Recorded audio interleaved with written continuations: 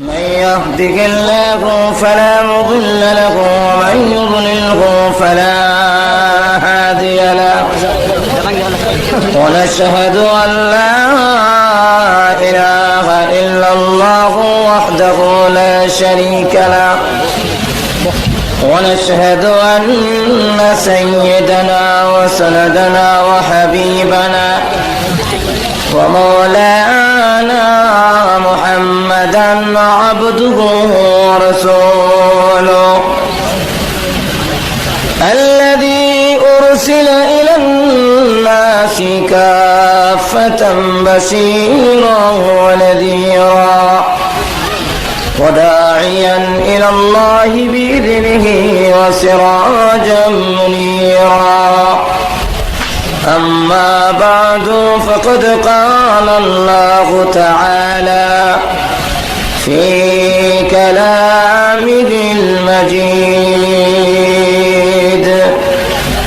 وفي فرقانه الحميد أعوذ بالله من الشيطان الرجيم بسم الله الرحمن الرحيم وبشر الذين آمنوا وعملوا الصالحات أن لهم جنات تجري من تحتها الأنهار كلما رزقوا منها من ثمرة رزقا قالوا هذا الذي رزقنا من قبل وأتوا به متشابها ولهم فيها أزواج مطهرة وهم فيها خالدون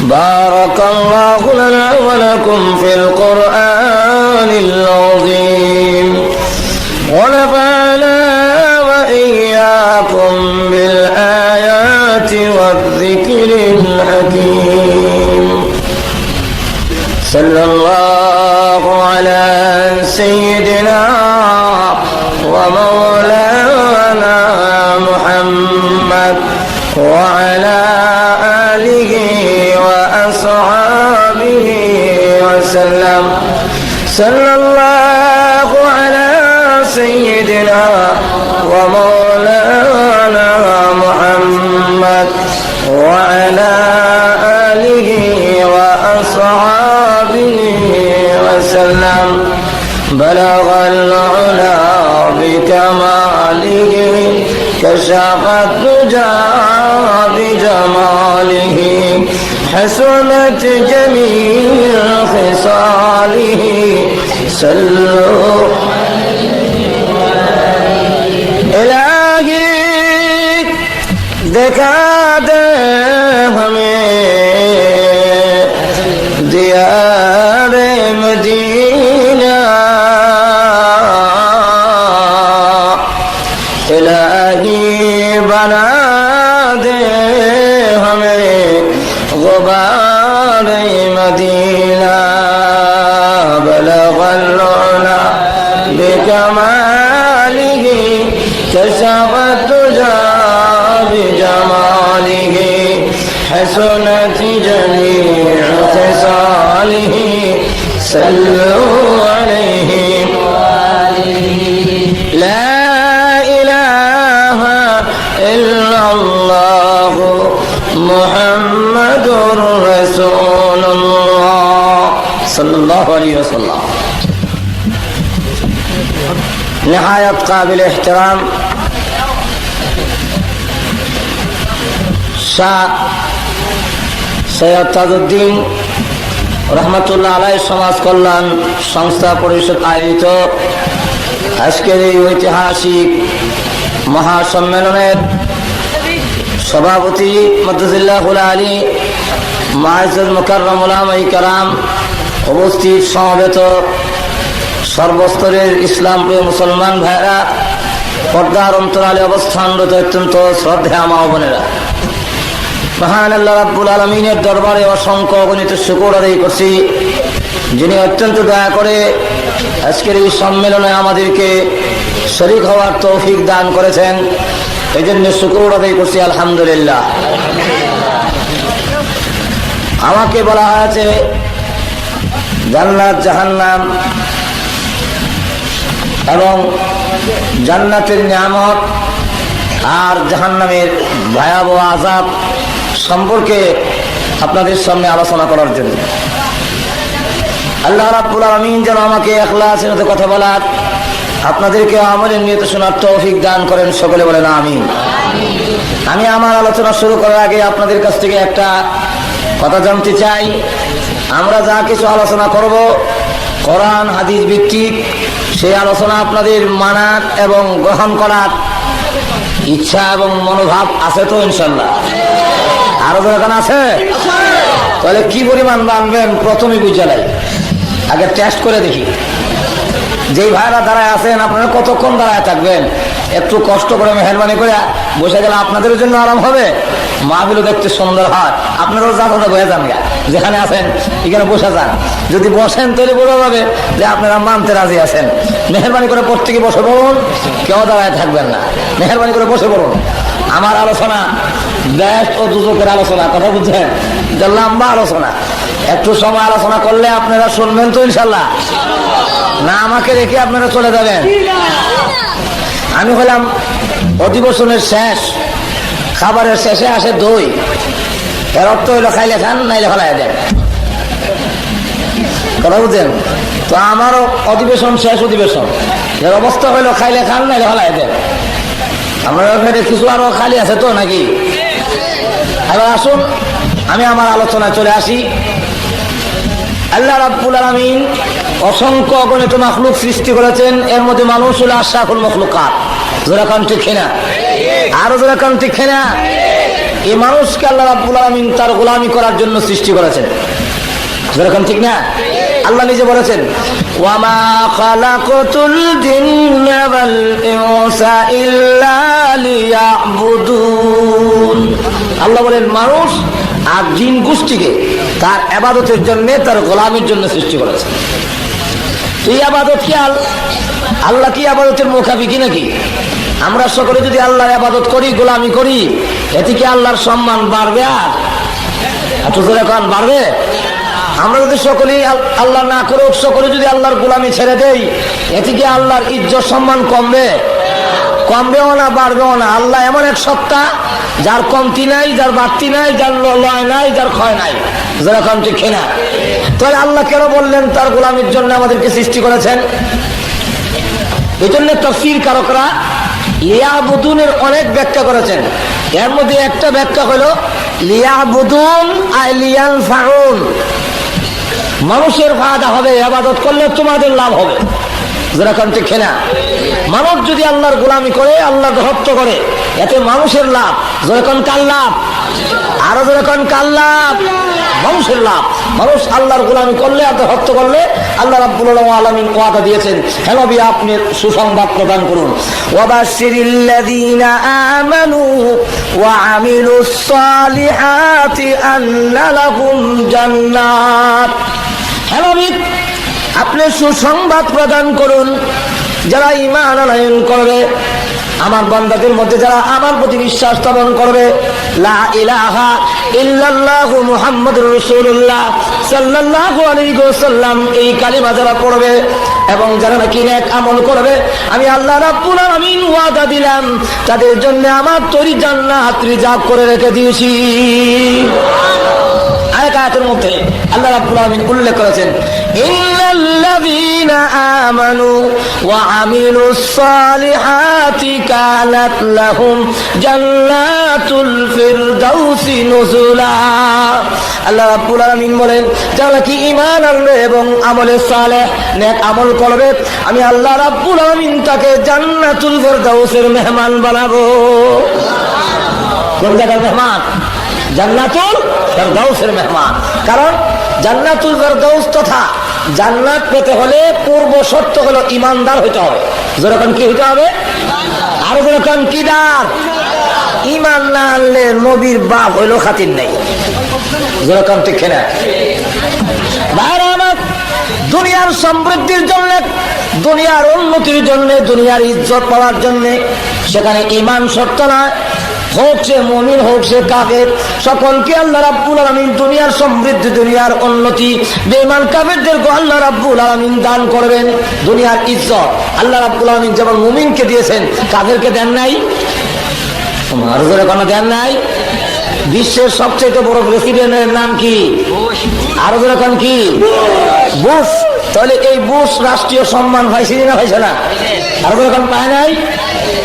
তাহলে আল্লাহ রাব্বুল আলামিন কাফেরদেরকেও সম্মান দেন, কাফেরদেরকেও ইজ্জত দেন।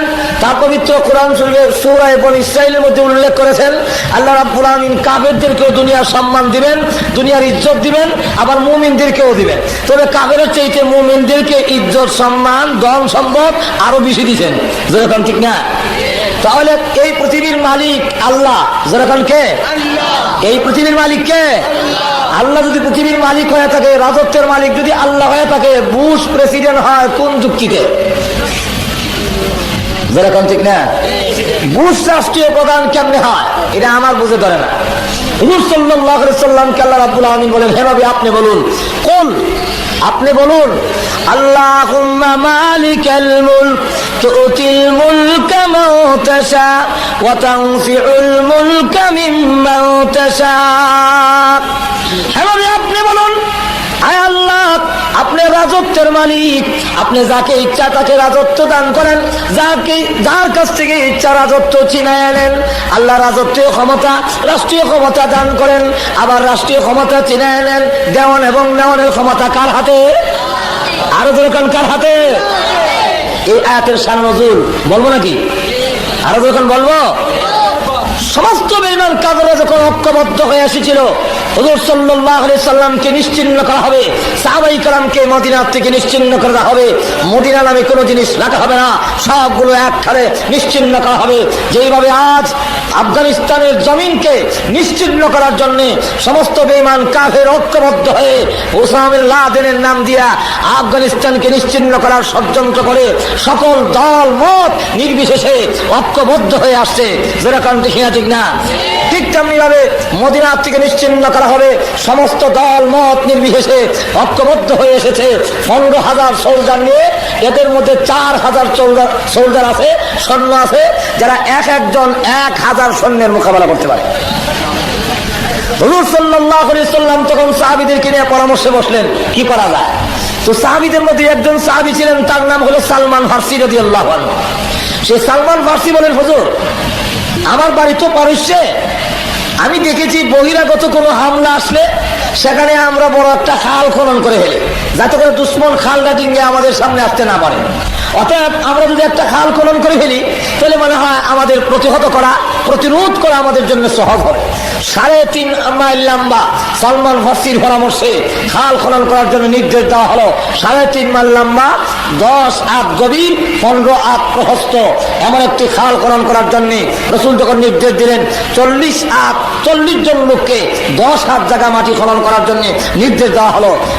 একটির মধ্যে রাসূলের নামও ঘোষণা করলেন। তো 10 ভিতরে হযরত সালমান ফারসির নামও ঘোষণা করা হলো যে সালমান ফারসি এই 10 হাতের ভিতরে মাটি খনন করবে। রাসূল 2টা দাগ দিয়েছেন, দাগের ভিতর দিয়ে তোমরা মাটি কাটবা। সালমান ফারসি যে বন্ধক করে দিয়েছেন আল্লাহ রাসূল, এই বন্ধকের ভিতরে বিশাল একটা পাথর পড়ে গেল, যে পাথরটা ভাঙাও সম্ভব না, উঠানো সম্ভব না। আবার রসুলের ডাক্তার ডিঙ্গায় অন্যদিকে খাল খনন করে নেওয়া এটা যুক্তিসঙ্গত না। অতএব এখন কি করা যেতে পারে? আল্লাহ রাব্বুল আলামিন সকল সাহাবী বাদ দিয়ে সালমান ফারসির বন্ধকের মধ্যে এত বড় পাথর কেন দিলেন? আল্লাহ বুঝাইতে চান, ও সালমান তুমি পরামর্শ দিয়েছো খাল খনন করলেই কাবের প্রতিহত হয়ে যাবে, প্রতিরোধ করা যাবে। আসলে কাবেরকে প্রতিরোধ করা, প্রতিহত করা, কাবেরদের উপরে মুসলমানের বিজয়ী হওয়া, এটা সৈন্যের বলে নয়, অস্ত্রের বলে নয়, ক্ষমতার বলে নয়, খালের বিনিময় নয়, এটা আল্লাহর সাহায্যে মুসলমান বিজয়ী লাভ করে। যেরকম ঠিক না? এই জন্য সালমান ফারসির বন্ধকের মধ্যে বিরাট বড় একটা পাথরে পড়ে গেল। এখন তুমি না কইসলা যে এই খাল খনন করতে পারলে প্রতিরোধ করা যাবে, এখন পাথর কাটো, এখন তার পাথর সরাতে পারে না। হুজুর সাল্লাল্লাহু আলাইহি ওয়াসাল্লামের কাছে গিয়ে বললেন, হুজুর এখন পাথর তো পড়ে গেছে, পাথর রেখে তো আমরা খাল খনন করতে পারতেছি না। রাসূল তখন নিজে ওই কোদাল নিয়ে এসে যখন পাথরে আঘাত করলেন, রাসূলের গায়ে এই পৃথিবীর 4000 পুরুষের গায়ে যেই পরিমাণ শক্তি, আল্লাহ একা রাসূলকে সেই পরিমাণ শক্তি দান করছিলেন। হুজুর সাল্লাল্লাহু আলাইহি ওয়াসাল্লাম তখন সমস্ত শক্তি প্রয়োগ করে কোরআনের আয়াত পড়েন আর আঘাত করেন। যেই মাত্র আঘাত করেছে, আঘাত করার সাথে সাথে পাথরটা টুকরা হয়েছে, ঠিক সাথে সাথে আগুন ধরে উঠেছে। এই আগুনের ফুঁকাত যেই মাত্র ধরে উঠেছে, রাসূল তখন বললেন আলহামদুলিল্লাহ। আবার যখন আঘাত করলেন, বলে আর একটা টুকরা হলো, আগুন জ্বলে উঠলো, রাসূল আবার বললেন আলহামদুলিল্লাহ। সাহাবীরা জিজ্ঞাসা করেন, ওগো আল্লাহর নবী আলহামদুলিল্লাহ বললেন কেন? রাসূল বলেন, যেই মাত্র আগুন জ্বলে উঠেছে, ওই আগুনের ফুঁকাতে আমাকে আল্লাহ রাব্বুল আমিন রোম সম্রাটের সমস্ত রাজপ্রাসাদ বিল্ডিং গুলো আমার চোখের সামনে তুলে ধরেছে। যেই মাত্র বিল্ডিং গুলো দেখতে লাগলাম, এমনি জিবরাইল আমার কানে কানে কয়, ওগো আল্লাহর নবী সেই দিন বিশুদ্ধ নয়, এমন একদিন আসতেছে সেই রোমের রাজপ্রাসাদ গুলো আপনার উম্মতের পদতলে এসে যাবে। রাসূল বলেন, তখন আমি আলহামদুলিল্লাহ বললাম। আবার যখন নাকি আমি আঘাত করেছি, আগুন জ্বলে উঠেছে, এই আগুনের প্রকাশের মাধ্যমে আল্লাহ পারস্য সম্রাটের সমস্ত রাজপ্রাসাদ বালাখানা বিল্ডিং গুলো আমার চোখের সামনে তুলে ধরলেন। জিবরাইল তখন আমার কানে কানে বলল, হুজুর ওই যে বিল্ডিং গুলো দেখা যায় সেই দিন বেশি দূরে নয়, এই বিল্ডিং এর মালিক আপনার উম্মত হবে, সেই জায়গাও আপনার উম্মতের পদতলে এসে যাবে। রাসূল বলেন, তখন আমি বললাম আলহামদুলিল্লাহ। যখন রাসূল এই ঘোষণা দিলেন, কাফেররা তখন হাসে আর কয়, ক্রিটিসাইজ করে আর কয়, মুহাম্মদ শুনলে মুখে হাসি পায়, সেটা মাত্র বান্ধে রাখছে খাওয়ান নাই, ফিট ডাকবার কাফন নাই, দুশ্মন প্রতিহত করার মতো ক্ষমতা নাই, খাল খনন করতেছে আগেই ভয়ে। আর সেই জায়গা বলে কোথায় রোম সম্রাট আর পারস্য সম্রাট নাকি তার উম্মতের অধীনে এসে যাবে। নাউযুবিল্লাহি মিন যালিক। আমরা যখন বলি যে আমেরিকা মহাশক্তির মালিক, সারা বিশ্ব এক হয়ে আফগানিস্তানের মতো ছোট্ট একটা দেশ হামলা করেছে, উসামা বিন লাদেনকে হত্যা করার জন্য 24 ঘন্টা টাইম দেওয়া হয়েছিল। কিন্তু আমরা যখন বলি সেই দিন বেশি করে নয়, এমন একদিন আসতেছে আমেরিকার হোয়াইট হাউসের মধ্যে ইসলামের পতাকা উড্ডীন হবেই হবে ইনশাআল্লাহ। তখন একদল আছে মুনাফিকের গোষ্ঠী, ওরা যখন আসেনি আরো যখন আসেনি না মোল্লা তালেবান শেষ, উসামা বিন লাদেন শেষ, যেরকম বলে না এরকম আমরা যেরকম বলে না। আসলে পরাজয় কি উসামা বিন লাদেনের না বুশের? কেমনে? সে বলছিল সারা বিশ্বের শক্তি আমার সাথে একত্রিত করে, 24 ঘন্টার ভিতরে উসামা বিন লাদেনকে জীবিত অথবা মৃত বিশ্ব আদালতের সামনে হাজির করা হবে। যেরকম ঠিক না? 24 ঘন্টা গেল, 24 দিন গেল, 24 সপ্তাহ গেল, 24 মাস যাওয়ার পথে উসামাকে গ্রেফতার করবে দূরের কথা, তার পাগড়ির লেজের লাগালো এখনো হয়নি। যেরকম ঠিক না? ঠিক না? আর কিয়ামত পর্যন্ত বুশে হওয়া সম্ভব নয়। যেরকম ঠিক না? ঠিক না? এতে প্রমাণিত হয়ে গেল 24 ঘন্টায় পারল না, 24 সপ্তাহ পারল না, এতে প্রমাণিত হয়ে গেল বুশের পরাজয়। যেরকম ঠিক না? ঠিক না? আরো যেরকম ঠিক না?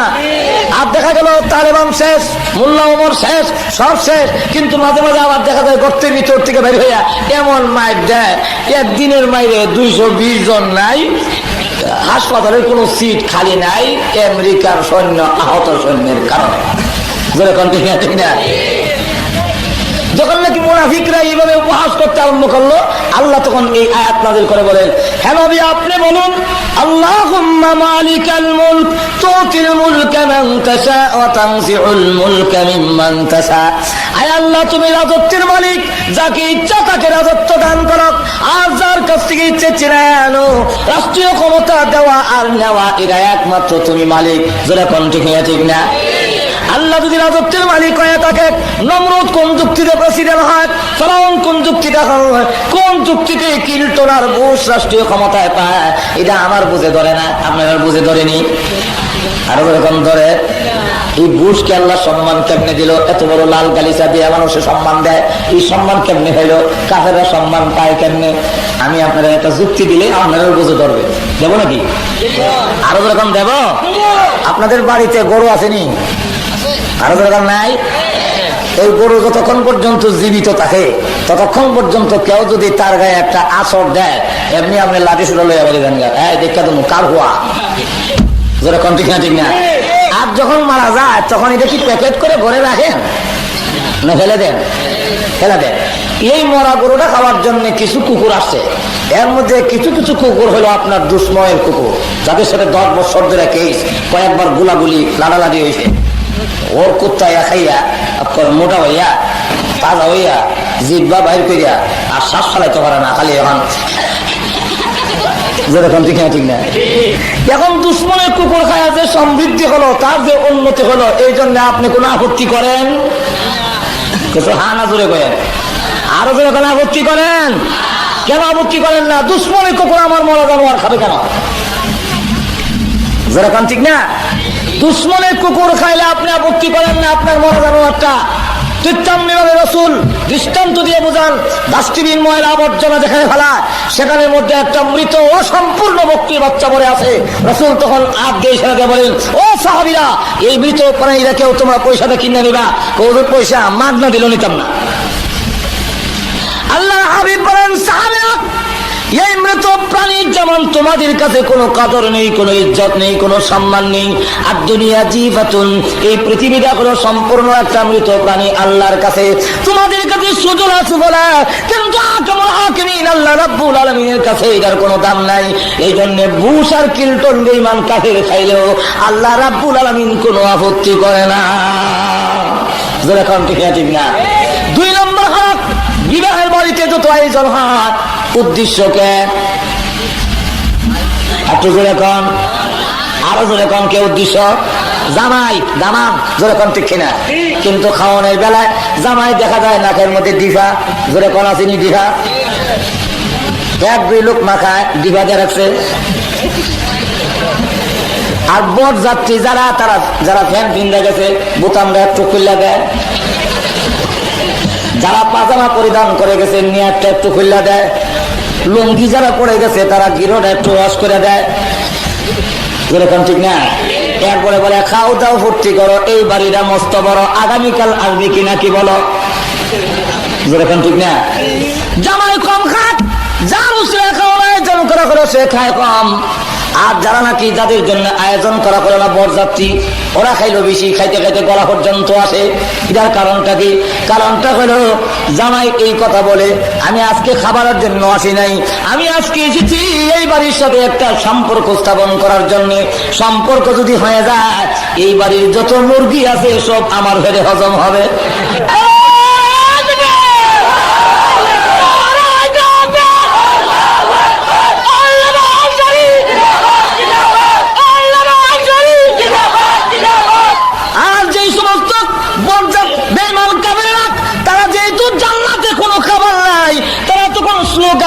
গান গায়, খাও দাও ভর্তি করো, এই বাড়িটা মস্ত বড়, এই পৃথিবী মস্ত বড়, আগামীকাল বাঁচবে কিনা কি জানো? যেমনি মন চায় sex free, free mind, free sex, যা চায় তা বুক করো, যা চায় জনশক্তি প্রয়োগ করো, কোনো আপত্তি নাই, কারণ জান্নাতের খাবার আমাদের কপালে নাই। যেরকম দেখিয়া দিক না, আরো যেরকম দিক না। আল্লাহ রাব্বুল আলামিন বলেন, তোমরা জন্মের মতো খাও, কিয়ামতের দিন তোমাদেরকে জান্নাতি নিয়ামত দেওয়া হবে না। যেমনি ভাবে আন্দর মহলের যখন ডাক আসে, আন্দর মহলের ভিতরে যখন যায়, তখন শুধু জামাই নাকে ডিভা দিয়া যায়, দরজা বন্ধ করে রাখার কোনো বিধান নাই। আমাদের দেশে যদিও জামাইয়ের সাথে কলমধ্যে সলমধ্যে দোলাবাই যায়, হ্যাঁ শরীয়তের বিধানে নাই, শুধু জামাই যাবে, কিন্তু আবার গেলে দরজা বন্ধ করে রাখে, সালাম দেয়, এটা আমাদের দেশের নিয়ম। সিলুক দেয়, আসসালামু আলাইকুম ভাই, এনে জামাই আইসে বিয়ে করতো, আপনারা আইসেন কেনে? যেরকম ঠিক না? ওরা আমার জবাব শিক্ষা গেছে, তারা বিয়ে করছেন না, আপনারা শিক্ষা দেন আমার কাছ থেকে। এখন আবার তারা কয় ওয়ালাইকুম সালাম ভাই, ও বা জামাই আইসে বিয়ে করতো, আমরা আইসি শোভা। যেরকম ঠিক না? ঠিক না? দরজা বন্ধ করার কোনো বিধান নাই, কিন্তু বন্ধুরা রাখে, যাই হোক ওই দিকে যাবো না। এরপরে জামাই ঢুকার পারমিশন দেয়। বরযাত্রী যদি ভিতরে যেতে চায়, সেখানে একজন সুন্দরী রূপসী সুরসী কন্যা ঘুমটা দিয়ে সুন্দর শাড়ি আঁচল একবারে নতুন শাড়ি পরিধান করে অলংকার লাগাইয়া আন্দর মহলের ভিতরে মাথা নিচু করে বসে আছে। ওই মহিলারা বরযাত্রীর জন্য নয়, শুধু জামাইয়ের জন্য রিজার্ভ করা আছে, যেরকম দেখি না ঠিক না। সেখানে যদি কোনো বরযাত্রী উকি দেয়, এমনি বাড়ির যেই কেহ যদি দেখে কাক টাক ধরে নিয়ে বরযাত্রীর গলা এই কথা হয়, যেরকম দেখি না ঠিক না। বরযাত্রীর গলা যাইতে দেয় না, ডাক্কা এই জামার করে আন্দর মহলে যেতে দেয় না, বরযাত্রীর করে পৌঁছায় দেয়। ঠিক তেমনি ভাবে কিয়ামতের কঠিন ময়দানে আল্লাহ ডাক দিয়ে বলবেন, উদখুলুহা বিসালামিন আমিনিন। এই বান্দারা, জান্নাতের গেট তোর জন্য উন্মুক্ত, তোর জন্য খুলে দেওয়া হয়েছে। ভিতরে গিয়ে দেখ সুরসী সুন্দরী রূপসী কন্যা এমন সুন্দর আঁচল মাথায় দিয়া মাথা নিচের দিকে দিয়ে তোর জন্য অপেক্ষা করতেছে। তার মাথার আঁচলটা, এই যে শাড়ির যে আঁচল, এটার দাম তামাম পৃথিবী বিক্রি করলেও আল্লাহ রসুল বলেন জান্নাতি হুরুল গিলমানের শাড়ির আঁচলের দাম হবে না। সেই কোনটা দিয়ে সম্মানের রূপসী কন্যা অলংকার লাগাইয়া জান্নাতের ভিতরে আন্দর মহলে যখন নাকি মাথা নিচের দিকে নিয়ে বসে আছে, তারা বলে ভিতরে ঢুকো, আন্দর মহলে ঢুকো। এমন সময় যদি কোনো বেঈমান কাফের ওই জান্নাতের আন্দর মহলের দিকে উকি মারে, আমরা তো বরযাত্রী ছিলাম, এখন আমি জান্নাতের ভিতরে যেতে চাই, আন্দর মহলে যেতে চাই, এমনি ফেরেশতা গাছ ধরে ধাক্কা দিবে আর বলবে ওয়ামতাজুল ইয়াউমা আইয়ুহাল মুজরিমুন। জাহান্নামের ঘর, এটা তোদের বরযাত্রীর ঘর, সেখানে যা, জান্নাতের আন্দর মহলে তোর মতো বুশের জায়গা নাই। যেরকম ঠিক না ঠিক না, আরো যেরকম ঠিক কিনা। এই জন্য আসুন, পরকালের নিয়ামত পাইতে হইলে, দুনিয়ার নিয়ামত, দুনিয়ার সমৃদ্ধি, দুনিয়ার উন্নতি, দুনিয়ার ইজ্জত পাইতে হলে ইমান শর্ত নয়, ইমানদার হইতে হবে না। কিন্তু আখিরাতের নিয়ামত পাইতে হলে ইমানদার লাগবে না, লাগবে না? আরো যেরকম লাগবে কিনা। নবীর বাবা হইল খাতির নাই ইব্রাহিম আলাইহিস সালাতু সালাম সম্পর্কে। হযরত ইব্রাহিম আলাইহিস সালাম দোয়া করেন বাবা সম্পর্কে, কারণ বাবা সম্পর্কে ওনার তখন জানা ছিল না, উনি কোন অবস্থায় মারা গেছে তা তো জানা নাই। তাই তিনি ডাক দিয়ে বলেন, পরওয়ারদিগার রব্বুল আলামিন, আমার আব্বা যে আজর কাফর ছিল গো, আমার আব্বারে জাহান্নামের আগুন থেকে মাফ দিয়ে দাও। আল্লাহ ডাক দেন, ইব্রাহিম তুমি কি আমার বিধান ভুলে গেছো? তুমি কি আমার বিধানের কথা মনে নাই? ঈমান না আনলে আমি আল্লাহ কাউকে মাফ দেই না। যেরকম ঠিক না। ঘুমাই গেছেন তুমি, আসতে পারো ঘুমাই গেছেন নাকি আপনারা?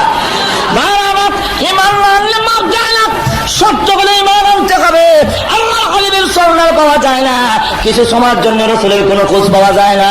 এমনি সকল দিকে সাহাবেরা বের হয়ে গেলেন, ওমর একদিকে বের হলেন, আবু বকর একদিকে বের হয়ে গেলেন, আবু হুরায়রা আরেকদিকে বের হয়ে গেলেন।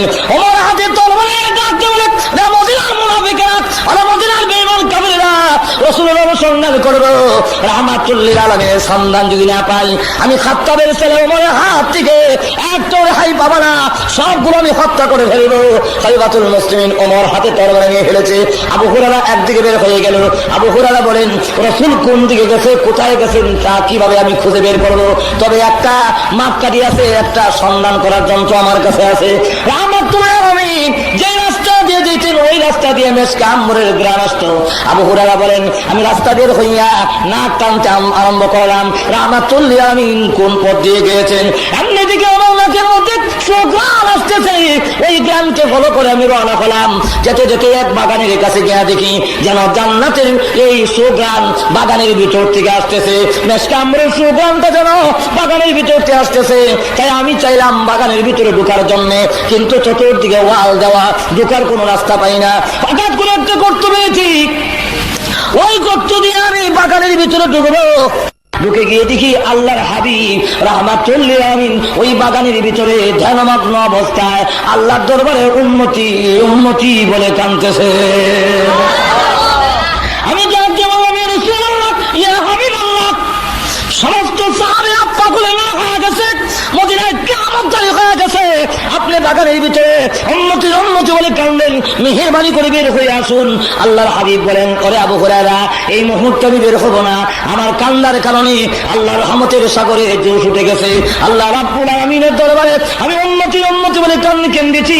সকল উম্মত, সকল মানুষ রাসূলের উম্মত, ইহুদি খ্রিস্টান বৌদ্ধ মুসলিম মুসলমান সব তো রাসূলের উম্মত। যেরকম দেখিয়া ঠিক না, উম্মত দুই প্রকার। একদল উম্মতের নাম উম্মতে ইজাবত, আর এক উম্মতের নাম হলো উম্মতে দাওয়াত। একদল উম্মত রাসূলের দাওয়াত গ্রহণ করেছে, আর একদল উম্মতে রাসূলের দাওয়াত গ্রহণ করে নাই। বেঈমান কাফেররা রাসূলের দাওয়াত গ্রহণ করে নাই। রাসূল সকল উম্মতের জন্য কান্দে, আল্লাহুম্মা উম্মতি, আল্লাহুম্মা উম্মতি। উম্মতের ভিতরে ইহুদি আছে, উম্মতের ভিতরে খ্রিস্টান আছে, উম্মতের ভিতরে মুশরিক আছে। রাসূল সকল উম্মতের জন্য কান্না। এই কান্না দেখে আল্লাহ দয়া এসে গেছে। আল্লাহ রাব্বুল আলামিন ডাক দেন, নবী আমার, আমি আপনার দরখাস্ত মঞ্জুর করলাম, আর কান্দেন না গো। তবে একটা শর্তের সাথে আমি আল্লাহ আপনার উম্মতকে জান্নাত দিব। আপনি এই কথা জানায়া দেন, যে ব্যক্তি ঈমান আনবে, মান কালা লা ইলাহা ইল্লাল্লাহ ফাদাখালাল জান্নাহ। আল্লাহ রাসূল বলেন, ওরে আবু হুরায়রা, আল্লাহ রাব্বুল আলামিন আমার দরখাস্ত মঞ্জুর করে একটা শর্তের সাথে আমার উম্মতকে আল্লাহ জান্নাত দিয়া দিছে। সুবহানাল্লাহ। এই মুহূর্তে রাস্তায় গিয়ে ঘোষণা দে, মান কালা লা ইলাহা ইল্লাল্লাহু ফাদাখালাল জান্নাহ। মান হলো এখানে শর্ত হলো, মান যেটা, এটা মানে শর্তিয়া বলা হয়। শর্ত হলো যেই ব্যক্তি লা ইলাহা ইল্লাল্লাহ পড়বে, আর তার দাদা হলো, তার প্রতিদান হলো ফাদাখালাল জান্নাহ। তার শর্ত হলো দাখালাল জান্নাহ, তার দাদা হলো, আর শর্ত হলো লা ইলাহা ইল্লাল্লাহ। যেই ব্যক্তি লা ইলাহা ইল্লাল্লাহ পড়বে, তার প্রতিদান হলো জান্নাত। সুবহানাল্লাহ বলেন না? আল্লাহ রাসূল আবু হুরায়রা যা ঘোষণা দেন, আবু হুরায়রা বলেন, হুজুর, যেখানে আপনার সন্ধান পায় না, এখন আমি গিয়া যদি বলি লা ইলাহা ইল্লাল্লাহ, মায়ের একটু মারি ছড়তো না, আমার সকলে মারবে। হুজুর বলেন, এই নাও জুতা দিলাম, জুতা লইয়া যাও। যদি কেউ বিশ্বাস না করে আমার জুতা দেখাইও। কেউ বলেন আবু হুরায়রা রাসূলের জুতা মাথায় লইছেন, কেউ বলেন বুকুল তুলে লিয়ে বাড়িছে, দাওয়াত দিব। প্রথমে যে লোকটাকে গাইলেন, এই লোকের নাম হলো হযরত উমর। কি নাম? গরম না ঠান্ডা? রাসূলের সন্ধান পাইছি, পাইছ কোথায় বলবো পরে? আগে বলো লা ইলাহা ইল্লাল্লাহ ফাদাখালাল জান্নাহ। ওমর কয়, লা ইলাহা ইল্লাল্লাহ মাস একটা সব। হযরত আবু হুরায়রা বলেন, খারওয়াল ইফতি, আমি সর খাইয়া বুঝে গিয়ে আমার ছোট রোটেন করছি। আর উমরের সবটা রাসূল বলছেন দাওয়াত দেওয়ার জন্য, তুমি আমার সর মারলা, আমি এখন রাসূলের কাছে বিচার দেব। ধরে গেছে, আপনি বলেন না দাওয়াত দেওয়ার জন্য? হ্যাঁ বলছি। আমার উমরের সর মারল কেনা? দেখে উমর ফিরে খারাপ। হ্যাঁ, তুমি অত তাড়াতাড়ি কেমন আইলে? আমার কান্দ ভর দিয়েছ কত এই জন্য খারাপ। আমার সর মারছ কেউ শর্মা লাগেন? হুজুর, আপনি তো আল্লাহর রহমতের সাগর ডুবন্ত ছিলেন, আপনি যে বলছেন তা তো সত্য, কিন্তু সাধারণ পাবলিক এটার অর্থ বুঝবে না। তারা মনে করবো নামাজ না পড়লো চলবো, লা ইলাহা ইল্লাল্লাহ বললোই যাবো। রাসূল বলেন, আবু হুরায়রা, উমর যেটা বুঝছে ঠিকই বুঝছে, সাবধান, এইভাবে করো না। তো সত্য হলো লা ইলাহা ইল্লাল্লাহ, এই সত্য দেওয়া হয়েছে। তুমি কি সেই বিধান ভুলে গেছো? ও ইব্রাহিম, তুমি কি জানো না আমি কাফেরদেরকে মাফ দিব না? ইব্রাহিম আলাইহিস সালাম ডাক দেন, আল্লাহ তুমি তো তাও বলেছো পয়গম্বরদেরকে কিয়ামতের ময়দানে কোনো অপমান করবে না। হ্যাঁ, এটা তো ঠিক। তো দুইটা ঠিক হয় কেমনে? একটা না ঠিক হইব? আল্লাহ দুটোই ঠিক, দুটো ঠিক কেমনে? কেমনে দেখবা নাকি? বলে হ্যাঁ, এমনি ইব্রাহিম আলাইহিস সালামের দুই হাতের মাঝখান দিয়া জাহান্নাম পর্যন্ত সমস্ত পর্দা সরাই দেওয়া হয়েছে। ইব্রাহিম আলাইহিস সালাম জাহান্নামের দিকে তাকায় দেখেন, অদ্ভুত একটা প্রাণী জাহান্নামের আগুনে জ্বলতেছে। আল্লাহ, একটা প্রাণী যে জাহান্নামের আগুনে জ্বলতেছে সেটা তো চিনছি না। আল্লাহ ডাক দেবেন, এটি হলো তোমার বাবা আজর টাকুরটা। হ্যাঁ, আজর টাকুর আমার আব্বা? বলে হ্যাঁ। তো সুরত তো চিনা যায় না? ওইটা আমি করছি। কেন করছেন? তো তোমার ইজ্জত সম্মান রক্ষার জন্য আমি তোমার আব্বার সুরত পরিবর্তন করে দিয়েছি, যাতে লোকেরা তোমার আব্বা চিন্তা তোমাকে লজ্জা দিতে না পারে। আমি আল্লাহ সুরত পরিবর্তন করে দিয়েছি। শান্তি পাওয়ার জন্য আল্লাহ রাব্বুল আলামিন ওয়াদা দিয়েছেন। তাই প্রথমে বলেন, ওয়াবাশশিরিল্লাযীনা আমানু ওয়া আমিলুস সালিহাত। প্রথম নম্বর হলো ঈমান যারা আনবে। আল্লাহ রাব্বুল আলামিন বলেন, হ্যাঁ বিশ্ববাসীদের আমার বান্দাদেরকে যারা কি প্রথমে লা ইলাহা ইল্লাল্লাহ পড়ে ঈমান আনবে, আমি আল্লাহ তাদের জন্য আমার তৈরি জান্নাত রিজার্ভ করে রেখে দিয়েছি। যাকে ছোট্ট বেহেশত দেওয়া হবে, এই বেহেশতটা হবে এই পৃথিবী 10টা পৃথিবীর সমান। আর তো জোরে কন্যা সুবহানাল্লাহ। আর উপরেরটা কত বড় বলবো নাকি? আরো যখন বলবো, ছোটটা বড়টা বলতে গেলে একটু সময় লাগবে, আপনার অসুবিধা হবে? আরো যখন অসুবিধা হবে? অসুবিধা না হলে শুনুন, জান্নাতুল ফেরদাউস কত বড়, সবটার মাঠ দেওয়া সম্ভব নয়। শুধু জান্নাতুল ফেরদাউসের ভিতরে একটা মাঠ আছে, সেই মাঠটার বর্ণনা দিই। জিবরাইল আলাইহিস সালাতু ওয়াস সালামের 600 নূরের পাকা আছে। এইভাবে পাকা প্রশস্ত করলে পৃথিবীর এক প্রান্ত থেকে আরেক প্রান্ত লাগাল ভার, একবার নিচের দিকে নামাইলে আবার উঠাইলে যে স্পিড হয় 1000 বছরের রাস্তা যেতে পারে। তাহলে 600 পাকা দিয়ে একবার নিচে নামাইলে উপর দিকে উঠাইলে কয় হাজার বছর যাইব? 6,000। সুবহানাল্লাহ। জিবরাইল আলাইহিস সালাতু ওয়াস সালাম বলেন, হুজুর আমার 600 নূরের পাকা দিয়া আমি জান্নাতুল ফেরদাউসের ভিতরে একটা মাঠ আছে, জান্নাত নাজিদ, ওই মাঠের এক প্রান্ত থেকে আরেক প্রান্ত যাওয়ার জন্য আমার 600 নূরের পাকা দিয়া 70 বছর পর্যন্ত নামাইলাম উঠাইলাম, কিন্তু জান্নাতের ময়দানে কোনো কুল কিনারা আমি পাইলাম না। এখন চিন্তা করেন, মাঠটা যদি এত বড় হয়। জিবরাইল আলাইহিস সালাতু ওয়াস সালাম বলেন, যেখানে সিদরাতুল মুনতাহা থেকে পৃথিবী পর্যন্ত আসতে গেলে একটা মানুষ চোখ উপর দিকে উঠাইয়া আবার এমনি নিচের দিকে নামাইতে চোখ ফাঁকি দিতে যদ্দূর সময় লাগে, এর ভিতরে সিদরাতুল মুনতাহা থেকে পৃথিবীটা পৌঁছে যায়। তাহলে সেই জিবরাইল যদি 70 বছর পাকা হয়ে যায়, ময়দানের কোনো কুল কিনার হয়েছে না, তাহলে এবার চিন্তা করেন মাঠটা কত বড় আর জান্নাত কত বড়। বেহেশতের মধ্যে নিম্নে 100 তালা, উপরে হইল 6666 তালা। না সুবহানাল্লাহ কবেন কেমনে? ওই মতিঝিল গিয়া 30 তলা বিল্ডিং দেখা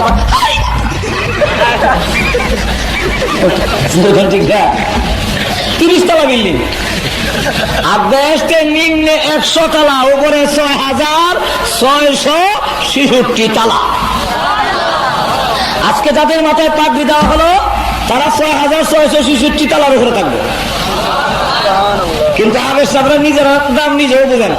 যেরকম ঠিক না আবেশ সাহেব বলছি, আর আমার কেটে আমি ছবিটা করো নয়, আমার কাম 200 টাকার বিনিময় সারা রাত বনবন বনবন করলো। আর যারা করেছে এরা মনে করে হ্যাঁ লাগাই দিছি মমি সিংহে কামলা, যারা দুজনের দরজা লাগাই ঘুমাইছে। এটার ভুক্তভোগী আমি নিজে ছবি না ফিরে দেখেছি, আমি অনুমান করে হই না, এই সময় তো বুঝতাম না, ভালোই লাগে পক্ষে ভালো বুঝেন না। পরে দেখি যে আমার বই ভাড়া দরজা লাগাই ঘুমাইছে, খাওয়া দেয় না খাওয়া দেয় না। আমার হিসেবে মনে করে সকালে 200 টাকা পাইতাম, আর কেউ করা সারা রাত কি যে করে নিজের দ্বারাই বুঝি না। এলাকায় যা সবিনার নাম, বর্তমানে সবিনার নাম রাখছি আমি বুনবুন তালামুনা কোন কোন সাপোরা। দেখুন শোনা যায়, ইয়া বানি ইসরাঈল তালামুনা শাকুরা। যেরকম দেখি না আমি নাম রাখছি বুনবুন তালামুনা কোন কোন। হাফেজে কোরআনের দাম কত জানেন? আল্লাহ রাসূল বলেন, ইউকালু লিসাহিবিল কুরআন ইকরা ওয়ারতাকি ওয়ারাতিল কামা কুনতা তুরাতিলু ফিদ দুনিয়া ফাইন্না মানজিলাতাকা ইনদা আখিরি আয়াতিন তাকরাউহা। আল্লাহ বলবেন, হে কোরআন ওয়ালা পড়ো আর চড়ো, তোমার পড়া যেখানে শেষ হবে তোমার বাসস্থানও জান্নাতের সেখানে হবে। চিন্তা করছেন তার দাম কত? আমার আসলে জন্য আল্লাহ রাব্বুল আমিন 6666 তালা, নিম্নে 100 তালা, এক একটা তালা 70,000 করে কামরা, এক একটা কামরা হলো পৃথিবীর সমান। আরো যেটা কামরা সুবহানাল্লাহ। প্রত্যেকের 2টা করে গাড়ি দেব। যেরকম কয়টা? একটা গাড়ি স্পেশাল, আর একটা হলো সপরিবারে চলবার লাগিয়া, যারা নিজে খালি মোটরসাইকেলের মতো চালাবেন, এটার স্পিড হলো প্রতি সেকেন্ডে 1,86,000 মাইলের চেয়ে বেশি। আর সপরিবারে যারা যাবেন এটা আমরা ঘুরে ঘুরে যাব, কিন্তু ভাবতেন না। কারণ বলছেন এক একজন জান্নাতীকে 8 লক্ষ খাদেম দেওয়া হবে, শুধু খাবার পরিবেশন করবে তাদের সংখ্যা হলো 80,000। আর কয় হাজার? 80,000। নিচে বউ হবেন 70 জন, উপরে 25,000। সুবহানাল্লাহ বলছেন না? এরপরে আবার দেখবেন আপনার স্বাস্থ্যটাই রং থাকবে না। সুবহানাল্লাহ। দাড়ি নাই, আপনার খালিস মৌসা নাই। আমরা করেন না তাইলে ভালো হয়েছে, ওখান থেকে সুরত ধরে গেছি। সুরত এখন দল লইতো না, এখন দাড়ি থাকতে হবে। এখন দাড়ি হলো পুরুষের বৈশিষ্ট্য। আপনি যে পুরুষ কতখানে বুঝাইবেন? বুঝাইতে গেলে তো অনেক কাম করতে বোঝে, এগুলা শরীয়তে জায়েজ না। আমি পুরুষ কেমনে বুঝতাম? হ্যাঁ, যেরকম ঠিক না। পাঞ্জাবিতে জিজ্ঞেস তুমি মুসলমান হো? मैं मुसलमान हूँ। अगर मुसलमान है तो कलमा बताओ। तो দেখা যায় হিন্দুরও কলমা খেলেছে, কাপড়া ওঠা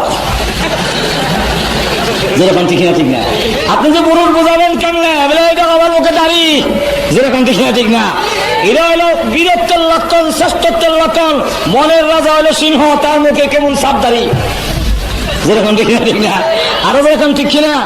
এখন বেহেশতে যাওয়ার পরে দাড়ি থাকবে না, শুধু একজনের দাড়ি থাকবে, ওনার নাম আদম আলাইহিস সালাম। যেরকম কি নাম? আরো যেরকম কি নাম? আদম আলাইহিস সালামের দাড়ি থাকবে, আর কারো দাড়ি থাকবে না। কেন? উনি হলেন সকলের বাবা। ওনার দাড়ি না থাকলে আবার ছেলে আর বাপে ফেস লেগে যাবি। ওনার দাড়ি আর কারো দাড়ি নাই। সকল দাড়ি থাকবে না, মোষ থাকবে না, মাথায় আবার লম্বা চুল থাকবে। কারণ লম্বা চুল রাখতে আবার অনেকের একটু শখ আছে। যেরকম ঠিক না ঠিক না। এখন দাড়ি নাই, মস্তানি মার্কা চুল। আল্লাহ বলেন তোর যা ভালো লাগে সবই শোনানো হবে, সবই দেওয়া হবে। লম্বা চুল, গলার মধ্যে স্বর্ণের চেইন। চেইন দেওয়ানোর শখ আসেনি? যেরকম নাই আমাদের সমাজে নাই বিলে। আমাদের সমাজে যুবকেরা চেইন দিয়া, গলার মধ্যে স্বর্ণের চেইন দিয়ে আবার ওই দিন শার্ট গাও দেয় না, ওই দিন আবার পাঞ্জাবি গাও দেয়। কারণ শার্ট গাও দিলে চেইনটা দেখা যায় না, পাঞ্জাবি হইলে বোতামটা করলে। যেরকম ঠিক না ঠিক না। এখন স্বর্ণের চেইন দেখা যাওয়ার জন্য গলা স্বর্ণের চেইন, হাতের মধ্যে আমার কথা না, কোরআন শরীফের আয়াত সব ঠিক করানো সমান হয় আমার কথা বুঝছেন। তাহলে আবার দুজকে দেখব লাগছে না। আসল করুন আস্ত রয়েছে সেখানে। যেরকম ঠিক না ঠিক না। আগে একটু ইয়েটা সেটা শুধু বুক না লেগে তাহলে বুক লাগাই দেয়, এরপরে ফোনের পরে। এখন এই অবস্থা যখন নাকি দেখা গেল যে গলার মধ্যে স্বর্ণের চেইন, হাতের মধ্যে স্বর্ণের বালা, একবারে আবার সুবহানাল্লাহ লম্বা হবে 60 হাত, ফাঁস হলো 7 হাত। আমার জন্য হাত প্রহস্ত করছি, 7 হাত হয়েছিনি। আর হয়েছে স্টেজটা এমন প্রায় কাছাইব এমন ফাঁস। লম্বা হলো 60 হাত। আদম আলাইহিস সালামের সমান লম্বা হবে। আর গলার কণ্ঠস্বর থাকবে দাউদ আলাইহিস সালামের মতো। কারণ গলার আওয়াজ যদি ভালো না হয় অনেক সময় মনে আশাটা পুরো হয় না। ঠান্ডার রাত শেষ সবচেয়ে মনে চাইছে একটা গজল গাইতো, যেই মাত্র টান দিছে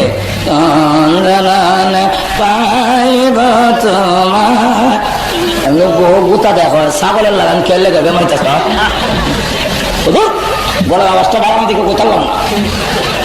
জান্নাতের ভিতরে কণ্ঠস্বর দাউদ আলাইহিস সালামের মতো হবে, আর চেহারার রং হবে ইউসুফ আলাইহিস সালামের মতো, চরিত্র হবে মুহাম্মদ রাসূলুল্লাহর মতো।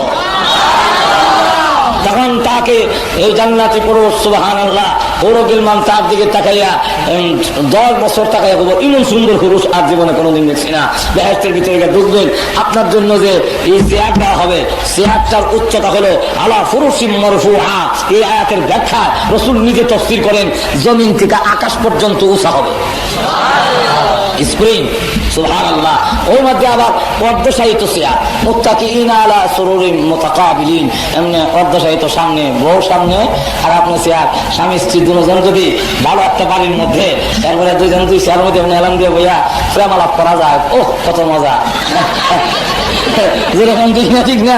এই সময় যদি আমার চাকর চাকরানি খাদেম খুদ্দামেরা শরবত নিয়ে আসে, চা নিয়ে আসে, কফি নিয়ে আসে, আই সুবহানাল্লাহ কেন শরবত নিয়ে আসে, তাহলে আরো জমে। যেরকম ঠিক না ঠিক না।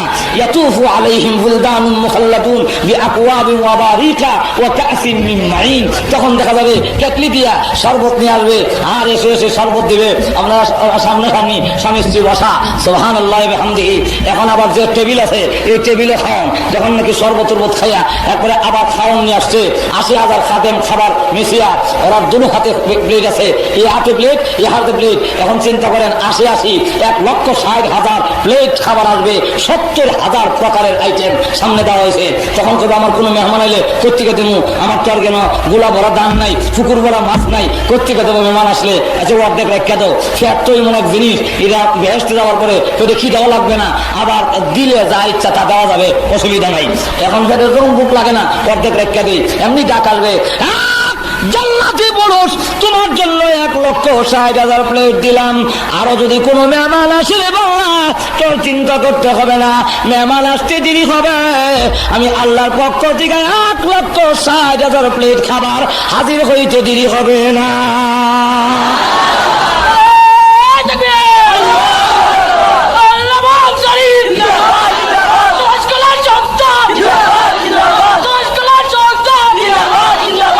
এইভাবে যখন নাকি খাবার নিয়ে আসবে, সুবহানাল্লাহ, 1,60,000 প্লেট সামনে হাজির। এরপরে এগুলা খাইয়া আবার টেবিল আছে না, টেবিল দেয়া এটাও খাবার ভাঙ্গিয়া খাই নেবে।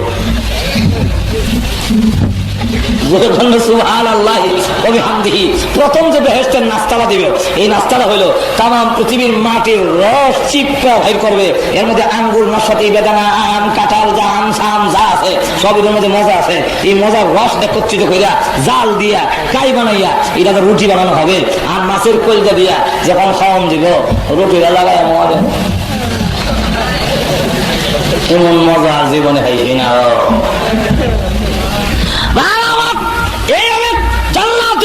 মার্কেট আছে, সেখানে মার্কেটে যাবে স্ত্রী নিয়ে, মার্কেটে যাওয়ার শখ আসেনি, আসেনি? আমার আছে, আপনারও আছে কিনা জানি না, যাইবে আর কি।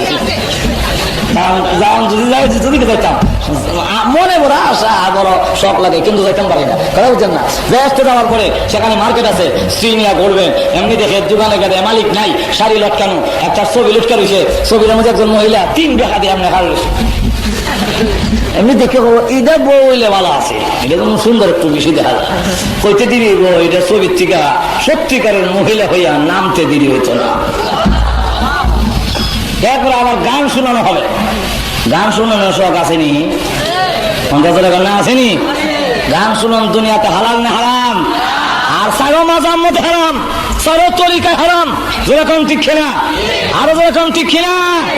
এখন এটা বিভিন্ন নামে হোক, আমাদেরকে গান যেহেতু হারাম, এই জন্য আমরা গান শুনি না, শুনবো না, এই জন্য শয়তান চক্রান্ত করিয়া এখন গানের নামের আগে একটা শব্দ লাগাইছে। আচ্ছা, পায়খানা হালাল না হারাম? আরো যেরকম পায়খানা খাওয়ান জায়েজ নি? আচ্ছা, কোন হুজুর যদি পায়খানা করে আপনারা ডিলা কুলুর লইয়া পায়খানা করছে, নবীজির তরিকা অনুযায়ী সুন্নত তরিকায় পায়খানা করছে, এই পায়খানার যদি আমি প্যাকেট করে উপরে লেখা দেই ইসলামী পায়খানা, জায়েজ হবে নি? আরো যেরকম জায়েজ হবে? আমাদের সমাজে এখন ইসলামী গান বেরিয়েছে, গান আবার ইসলামী হয় কেমন? কি বেরিয়েছে তোমাদের এখন? কি গান? ইসলামী গান। বাজারে আমার যাওয়া যেরকম আসেনি, তোমাদের যেরকম আসেনি না?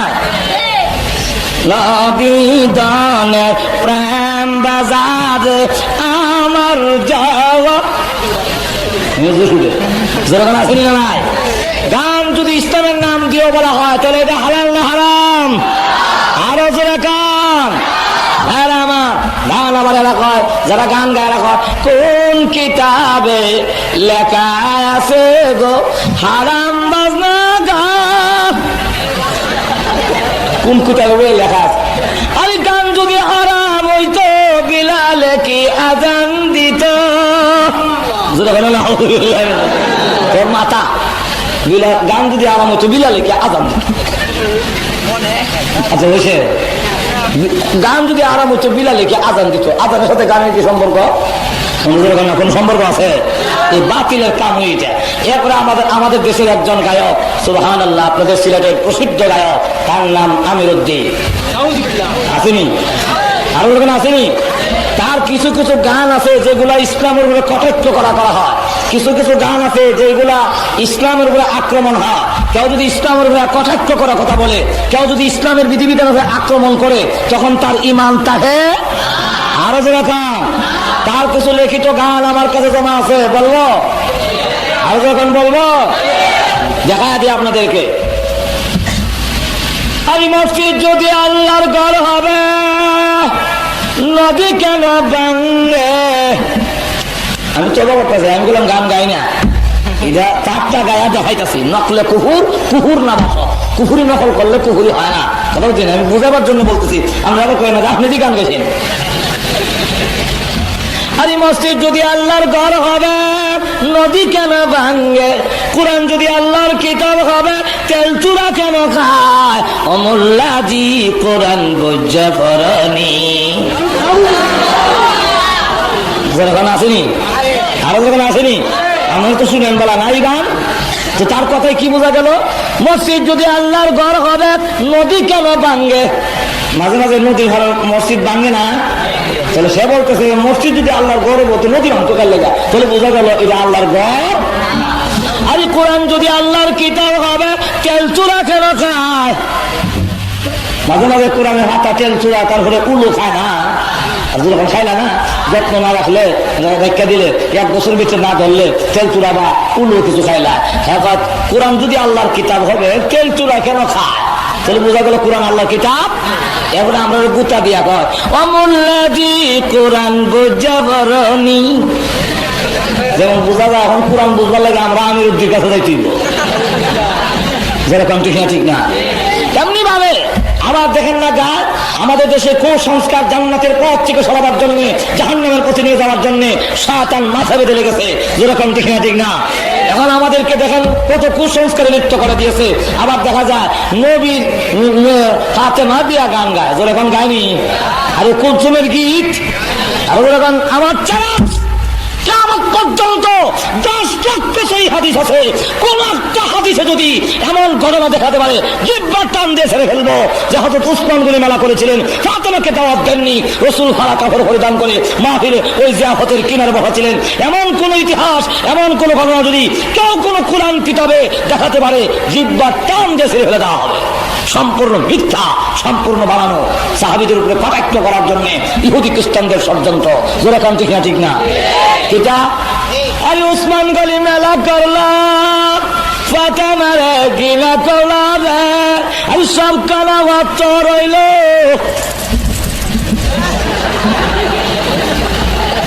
যেরকম আসেনি, যেরকম আসেনি না?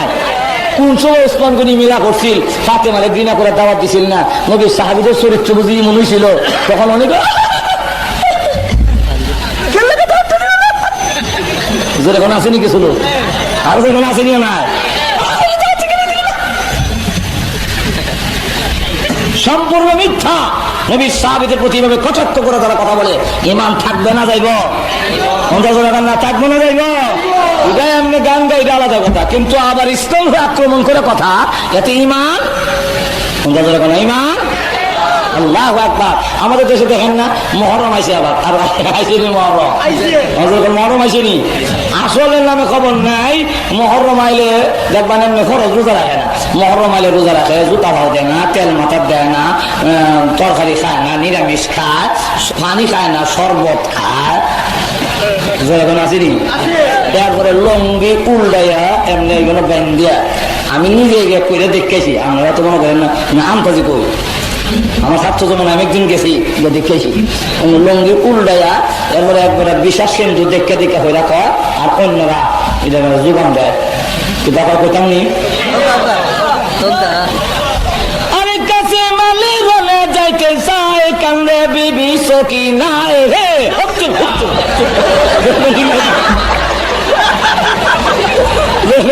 ঠিক না? আরো বলে কাম ঠিক কিনা আসেনি? এরপরে কি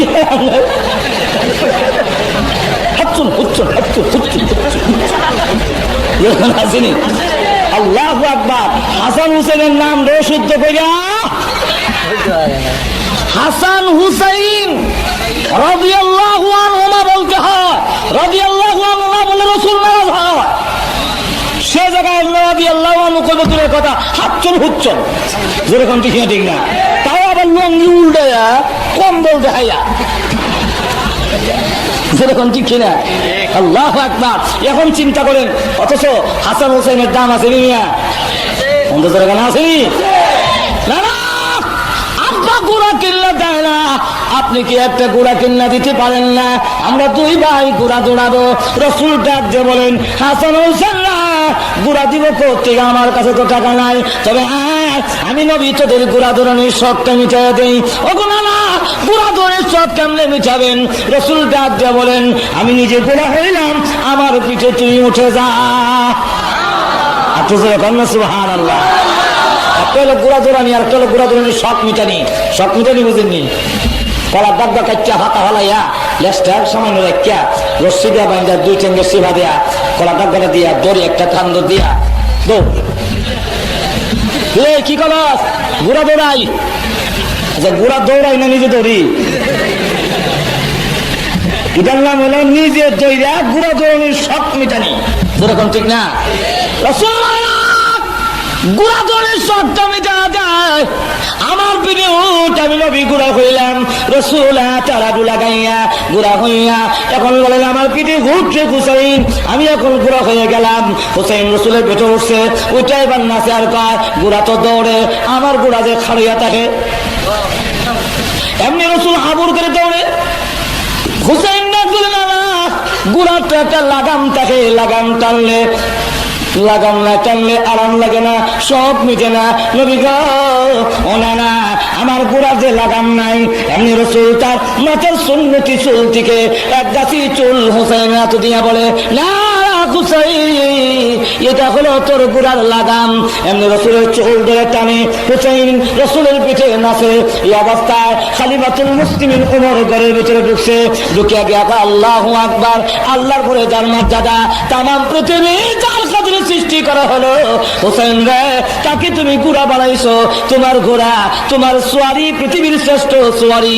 এমনি রসুল ডাক দিয়ে বলে আরে ওমর, শুধু সোয়ারির বংশ করো না, সোয়ারটার দামও কম না। এটা সারা গালির নাতি না রে, এটা আমি মুহাম্মদুর রাসূলুল্লাহর নাতি। হুসাইনের দাম আসেনি? আরো বলে আসেনি? কইতাম নি নানা নাতির বহস, কইতাম নি বহস। আরো যেরকম বললো অসুবিধা হইতেছে। আমার আর লাগাল ভাই না ভাই সারা ঘরে নাই, জমা গেছেন গা। ইদানিং এই সাইডে তো কোনো মাহফিল আছে বলে মনে হয় না, সুতরাং তাড়াতাড়ি সারাসারি নেই। রাজি আছে না? আপনারা মনে করেন না যে আমি বুঝি সামনে থেকে পারবো, পারতাম না, আমার আরো সমস্যা আছে। বলেন না বলে মনে হয় আজকে সামনে তুমি ছাড়তো না। হাসান হোসেন, হযরত হুসাইন 4.5 বছর বয়স, রসুলের কুলে বসে জিজ্ঞাসা করে নানা গো, আপনার শ্রেষ্ঠ না আমি শ্রেষ্ঠ? আপনার দাম বেশি না আমি হুসাইনের দাম বেশি? রসুল বলেন হুসাইন রে, কার সাথে তুমি তুলনা দাও? আমি রসুল, আমি তোমার নানার দাম অনেক বেশি। এমনি হুসাইন আমার বেশি, আমার বেশি। তোমার বেশি কেমনে? আমার থেকে তোমার বেশি কেমনে হবে? কেমনে হবে এটা কি বলতে হবে নাকি? বলে হ্যাঁ বলো। কথালে বলেন আপনার আব্বা কারা? ঘুমা গেছেন গা? 4.5 বছরের বাচ্চা ইমন যুক্তি দেওয়া কথা বলা না, চিন্তা করছিনি তার ব্রেন, তার হাওয়া, তার জেহেন কত।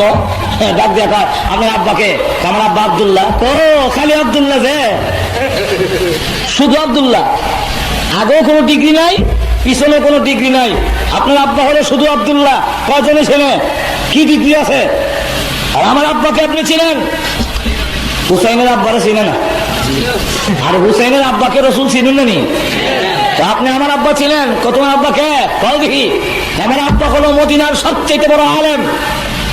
আমার আব্বা হলো আসাদুল্লাহিল গালিব, আল্লাহর বিজয়ী ভক্ত। আমার আব্বা হলো জান্নাতের সার্টিফিকেট প্রাপ্ত সাহাবী। আমার আব্বা হলো রাসূলের কলিজার টুকরা, আদরের দুলালি হযরত ফাতেমার স্বামী। বলুন আপনার আব্বার চাইতে আমার আব্বার মর্যাদা বেশি না কম? অনেক বেশি। তাহলে আপনি কোন পুরুষের ছেলে আর আমি কোন পুরুষের ছেলে? সুবহানাল্লাহ। রাসূল ডাক দেয়া আর কি আছে বলো? কারো বলতে হবে? বলে হ্যাঁ। তাহলে বলুন আপনার মাকে। আমার মা আমেনা। ও শুধু আমেনা? আগে পিছিয়ে কোনো ডিগ্রি নাই। আপনি কি আমার মাকে চিনেন? সুবহানাল্লাহ।